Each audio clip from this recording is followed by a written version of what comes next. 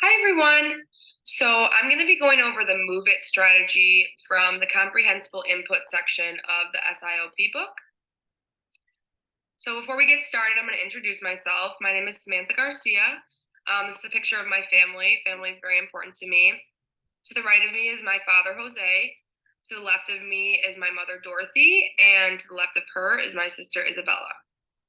This picture was actually taken at my graduation from undergrad at Fredonia. So yeah, this was this past May. So what is the Move It strategy? The Move It strategy gives the teacher and the students the opportunity to participate and respond to a lesson without using vocal language. So this can be done through hand gestures, facial expressions, or even whole body movement. These movements will be repeated throughout the lesson and/or unit and will be specifically tied to content, words, or key concepts. So the content and language objectives. So I took the ones from the book because I thought they were a good example. So for content, it's I can demonstrate understanding of greater than and less than symbols by using an appropriate hand signal.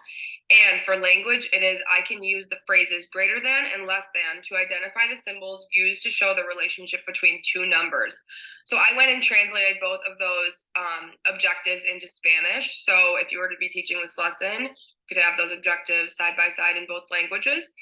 And I just noted that this strategy could be aligned with many standards depending on the content of the lesson that you are teaching.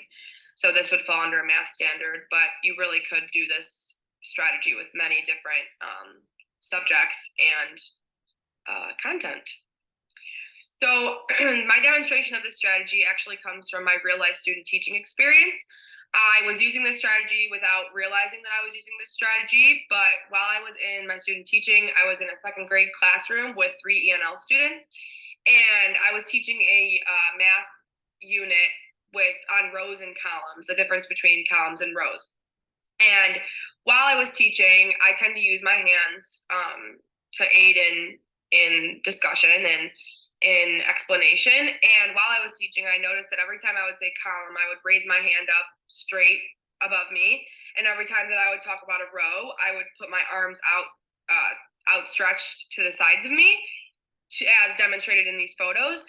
And as I did this, the students picked up on this and did this as well. And it became a thing that we were doing every single time that we would go over column and row. So I would start the lessons off by telling the students, show me column, and they would show me a column. And I'd say, show me row, and they would show me row. And if I would ask a question about a column and a row, sometimes students would respond just by showing me the motion as aligned with this strategy. So I thought that was kind of interesting that I had already done it. So how to implement this strategy into the classroom. So as the teacher introduces a new topic or concept, they will act it out. So for example, as I said before, for rows and columns, I would have started by initially introducing the rows and columns by doing my arms straight up for row, my arms straight up for column, my arms outstretched to the sides for row. And for greater than and less than, in this example, the students are using their hands to show a greater than symbol and a less than symbol. So the teacher would model that when these concepts are first introduced. The teacher will ask a content-related question while pointing and using the symbols when appropriate, and the students will be prompted to respond with the symbols. So for example, the teacher will point at a line and ask the students to show if it's a row or to show if it's a column with their arms. Or the teacher will point at the two numbers and ask the students to use their greater than or less than symbols to eat or like form around the number. So for example, if they were showing two numbers 4 and 6, if the teacher was asking, show me what's greater, 4 or 6, the students would put their hands around the 6 to show that they understand that the 6 is larger than the 4. Sentence frames can also be used to connect oral language to this. So for example, blank is greater than blank and blank is less than blank. So 6 is greater than 4 and 4 is less than 6. This will be the eventual goal through the use of these motions. So why is this good for emergent bilingual students?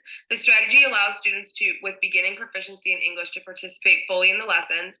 So if a student is just beginning with their journey with English and they want to be able to participate in the lesson, they're able to use these hand signals and just completely take away the factor of them needing to speak in English. And also it will aid understanding for them as well if the teacher is using these symbols and relating it. The strategy is engaging and fun for students, and it allows them to enjoy the content. So as I said before, when I used this strategy with my second graders and student teaching, they really enjoyed it, and they looked forward to when we would do math and when we would go over our column and rows, and I would catch them even throughout the day doing the column and row dance with their friends. And by pairing emotion with a concept, this will create a longer lasting content knowledge. The movement will then be connected to the concept. So by pairing the motion with the content or concept, students are able to relate it back to one another. And I believe that this strategy fits in the comprehensible input section for this reason, because the input that they are being given, which is the motion, will provide a more sustainable student output, which is just their content knowledge.